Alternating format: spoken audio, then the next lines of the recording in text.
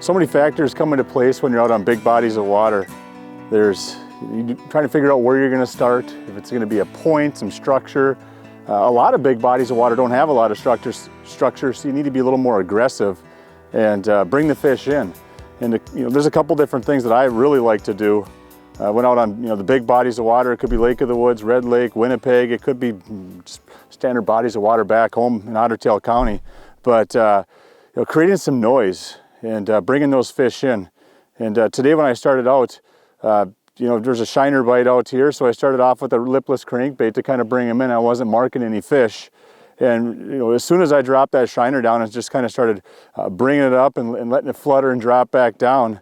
Some fish were starting to come in. One of the key things I found out dropping this spoon down there is that there are some rocks down there. So I was able to kind of keep up with that noise. Like I talked about earlier, the lipless crankbaits have a nice rattle. They'll bring the fish in. I'm still able to make a little bit of that noise by bringing it down, hitting the rock, letting it slide down off the rock, and then bringing it back up. And so they'll bring it up off the rock, they'll hit it, or they'll bring it on the fall right by the rock as well too. Another fish down there. There we go. Right off the rock. So that exact same thing I was talking about. Brought it down to the rock. As soon as it hit the rock, it slid down, and I picked it up off the bottom. And as soon as it came off the bottom, he just nailed it. A little bit of head shake. These are, like I said, these are monster fish. There's been some big ones caught, but these are great size fish, great eaters, aggressive, healthy fish. Get him up and out of the water here. Come here, buddy. There we go. Fish fry fish is what I call these. Great, healthy, thick fish. Quite a bit of meat on these.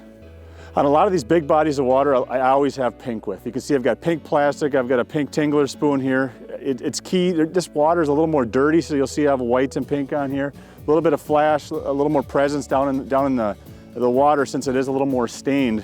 So I use these new plastics by 13 Fishing. A little bit of scent dispersion. There's amino acids and proteins in the water. There's a really good scent dispersion as well too with frozen shiners. That's why I use them. But after a time they get mushy and it goes away. So we use these for color, scent dispersion, as well as extremely important protection on these. That sauce that 13 Fishing has on these, they call it a donkey sauce, and it's been extremely effective today down in the water. So I'm coming down to the bottom. You can see it on your electronics, but also it's nice, you can feel it as well too. You can see some slack in the line, you can kind of feel the rocks. So I'm bringing it down to the bottom, finding those rocks on the bottom, tapping it off the rock, and then sometimes I'll bring it up and let it flutter back down and let it sit on the bottom. Oh, here we go. There we go. Oh, could be a nice fish. They're loving these shiners today. Here we go. Oh. Not too bad. There we go, a good eater size, not a giant, but these are perfect size, healthy walleyes out here on these big bodies of water.